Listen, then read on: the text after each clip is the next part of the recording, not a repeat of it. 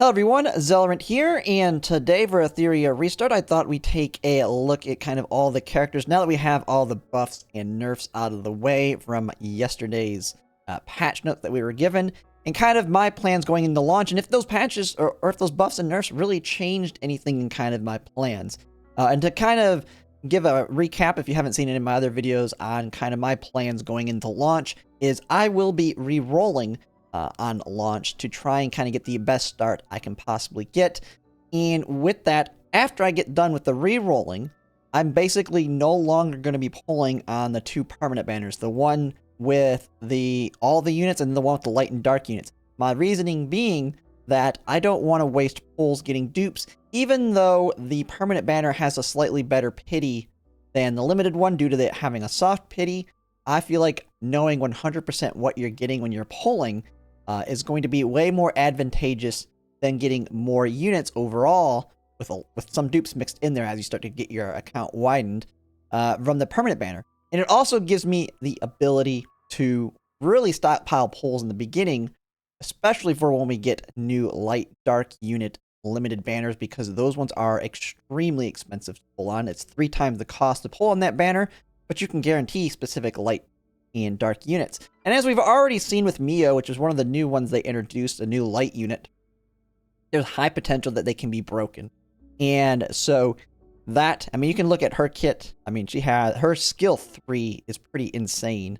But that's what I'm kind of saving for, because I'm thinking long term on this, although it will hamper me in the beginning. So it's not going to be the best play for everybody.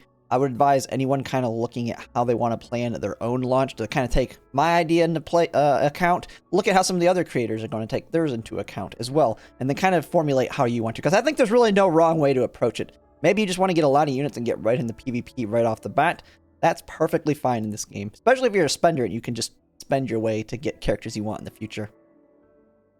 That's part of the reason too, and the other one is one of my favorite characters from before the final test one, the prior beta, isn't going to be in the game at launch. But she is showcased here on this list, and that is Hoyan. She is like my #1 favorite aesthetically, I think, of the entire group, but she was being reworked. They did showcase her that she's going to be kind of a boss going into launch, and then probably introduced as on a limited banner in the future. I wonder if they'll change her element from hollow, hopefully to light or dark, so she's really good, but really expensive to pull if they do that. But that's another reason to kind of conserve my pulls, because I'm hoping that she's going to be the next limited unit after Freya, after Freya's ends. But, so with the buffs and nerfs, kind of the questions be, has my opinion changed on kind of how the characters that I kind of will want to look at when it comes to whether I'll consider my account good or bad after I'm done re-rolling. Now, it really didn't change much. The biggest thing is Lily 1 doesn't have any changes.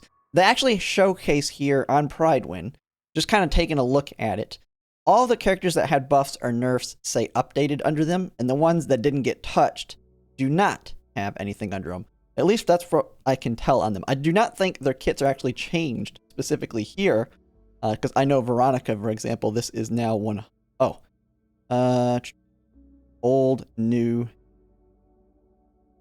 Yeah, so they have not updated this completely, unless that's just a typo, because this is now 100% chance. That could literally just be a typo.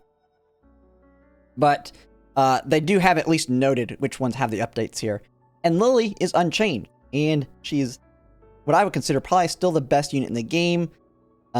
Mio looking really good with her skill 3. And so nothing's changed on specifically who I'm re-rolling for. Lily's like the main one that I want. So unless I get stupidly lucky and pull like a Mio, Doki Doki, and then like Heinrich and a couple other SSRs in a single re-roll, that's like the only case where I'm going to skip Lily, because Lily's probably my favorite of the starting roster. Absolutely great, going to fit really good into my teams. But after that, it's pretty much whichever one ends up really good in terms of the other SSRs I get alongside her in the rerolls. Because even though I'll get Lily probably early on in my rerolls, I'm going to keep rerolling to try and get the best possible account I can until I kind of run into the period, what I would consider the make or break period, if I want to be able to push the story before the reset, so I can kind of get all the dailies and stuff done, so I don't fall too far behind everyone else in the game. Because by rerolling, I am going to be slightly inefficient on that first day in stamina because it's being wasted as I'm rerolling while other people are pushing. But if I'm able to get in and push the story, use all my stamina, and do all my dailies before the reset, it won't hurt me that much in terms of where I am in comparison to everyone else, which will be pretty good. But then there's only one thing I think that really has changed. I think only one characters that I was like, I really don't care too much about them because I didn't really like the kit. And that is going to be Veronica. I think she had probably the best buff of the entire group. And that is because it doesn't show it here, but this switched to 100% on applying it to all of your allies. And it originally had said that like it was a 50% chance and it was individual odds on every ally. So you could say 50% of your allies would get the buffs that are stolen versus the other 50% not on average. But now it's a 100% guarantee, so it removes that RNG. Now you still have the RNG on the first one at 80%, but if you're going to build Veronica right, you're going to build her with effective accuracy, I'm going to guess. I don't know if they don't really showcase a build for her here. But I'm going to think you're going to want to max out that effective accuracy as best as possible, which we did get an acknowledgement. There is a cap on how much effective accuracy you can get and how much you can get the evasion, the opponent can have on evasion.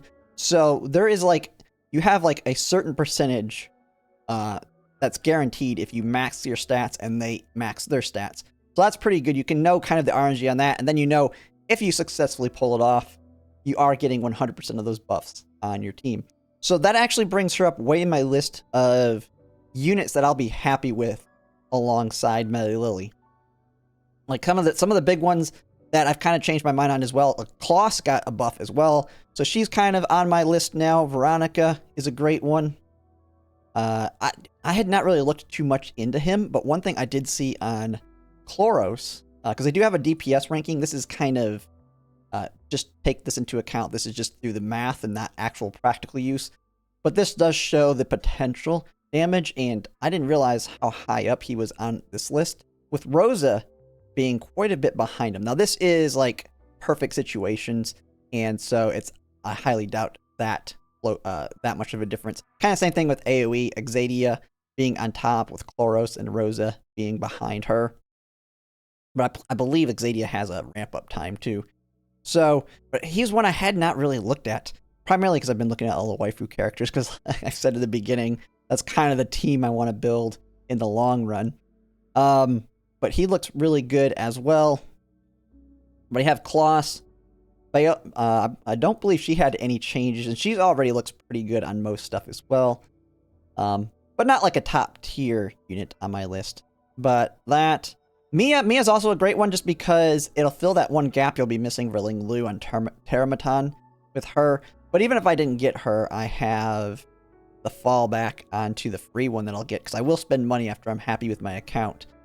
And at least on the test server, it did showcase, like, if you spend any money, you get a free SR copy of... Where the heck is she on here? I think her name's Valeron. Should be on this. Am I just blind? Oh, yeah, Valeron right here. I believe you can get her for free, and she can fill that sustain role alongside the other ones. Although one that got nerfed that kind of sucks, that I think is still going to be pretty good, is going to be Sonya. But she did get her healing overall nerfed, which really sucks. Same thing with Marvel, who is the other, like the top SR unit in the game. He's been nerfed. I think it was a pretty significant, if I remember correctly. I think it's not going to change him enough. Like, he might move to tier 1 on their tier list, or tier 0.5 in a couple things. But he's still going to be an amazing pickup, and Sonya's still going to be a great pickup as well to kind of cover any gaps I have in my teams. Because I know I'm going to have Lily. I know I will have Freya. And so I'll be pretty good in those positions. So ultimately, kind of going into launch, it really hasn't changed. The buffs and debuffs haven't really moved me. And that's what I'm kind of seeing on Discord. People are like really excited for, hey, their units got buffs or their units got nerfs, but it haven't changed who they're pulling for. Which one thing that really sucks is Tiamat got nerfed, but I think she's still probably going to be one of the better pickups on the Selector. Although we'll kind of have to see, because one thing that I was kind of unknown on whether I was going to do it or not, but after I'm done re-rolling, and I have all my characters from the permanent banner, and I'm happy with it, I actually do not plan to pull on the Selector immediately. Main reason being is that's going to always be there until I pick a unit and pull them. So if I can still push content without whatever character I want there, then I don't need to pull on it. I can instead, first I got to get my Freya, and then I can just kind of hold off, and maybe Tiamat is not the one to pick. Because maybe I'm having no issues at all, and then say I don't have a Veronica. I think Veronica will be really good because she brings something a little bit more unique. Tiamat's like a very good jack of all trades that has a little bit of everything in her kit, but I do think she will fall off later in the game versus someone like Veronica, who I don't think anyone has something as significant as this one, at least in the situations it'll be good at, where you're stealing all of a target's buffs and then applying it to your entire team. And that could be very, very good on specific bosses, not only with current bosses, but future ones. There's a very buff-heavy boss that's going to be quite good. So Veronica's kind of tied there with me. And then Tsukiyomi is another one I really like. I already know she's going to be great in PvP. She didn't have her kit changed at all, so she's still great overall. So it's going to be tough. But it's ultimately, I don't have to make that decision right off the bat. I mean, I can hold on to that for as long as needed. As long as I'm able to complete content. I know Tiamat will make content just in general easier. But they did nerf her sustain quite a bit. Let me see if, I don't know if they updated her numbers here. I believe it was the transform. When she transforms, it went from 30% to 10%. Yeah, okay, so hers is updated. Yeah, because it has 30% and went to 10%. Okay, so they just haven't... Veronica's is just a typo, I'm guessing. But that's a massive nerf to her sustainability, which was one of the things that made her really good. They also nerfed, I think, how much higher it gets. Let's see. Yeah, they made it 13% here now versus 10. So getting the stacks is going to be a little bit harder. And then there's the other part, which was... where was it? It was the stacking buff that made it where she got slightly more heals. I think it went from like 3 to 4%. I don't see it here. But overall, the amount of sustain she has built into her kit got nerfed. It's basically the big thing with Tiamat. And that's one of the things that made her really good as a starting unit.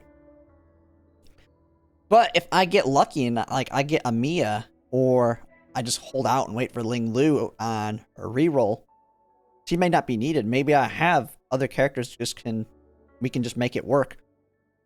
So I will basically not use it to pull her, and I will just see how well things are going and wait till people start getting... We start getting better analysis on how the characters are performing through time. I mean, because we'll have even more time now, post-beta, when people start hitting endgame. Because if I'm having no issues, there's no reason to use it. And then we can really see how these change as we get to endgame. And then when we have potential new units, like, say, Hoyan, potentially coming out next, we can see, I could maybe, if I still have it, see who she synergizes with, and then I can pull for them. Because one of the big things is, if I never pull on the permanent banner again, the only way I'm going to get any other unit on this list is through them getting their own limited banner. Because there is no 50-50. I'm not going to be losing 50-50s to any of these units, which is really nice, but it does mean when I am done pulling on that permanent banner, I am not getting any of these other units until they get their own banner. So I have to be extremely happy with all the characters I get, which is why that Selector is very important for me to hold on tight to.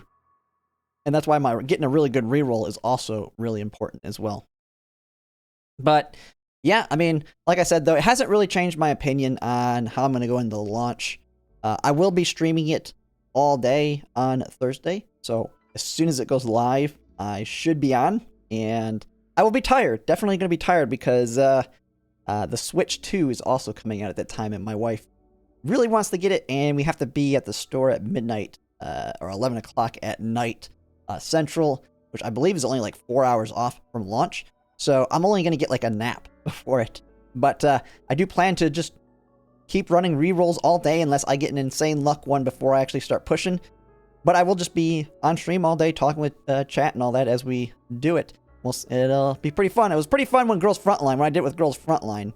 But it will be a little bit different than that because I won't be able to multi-box it like I do with Girls Frontline, where I had 4 games running at once, and then it started to crash my stream when I did 8. It was super laggy. And so I kind of had to call my stream after about 6 hours. It'll only be 1 game at a time, but it's fairly quick. We get tons of pulls, so we will be getting SRs quite often. It's ultimately just going to come down to getting multiple SRs alongside a Lily to be happy with the account. But yeah, that's pretty much it. That's my launch plans, and we'll kind of see what happens when we get to launch.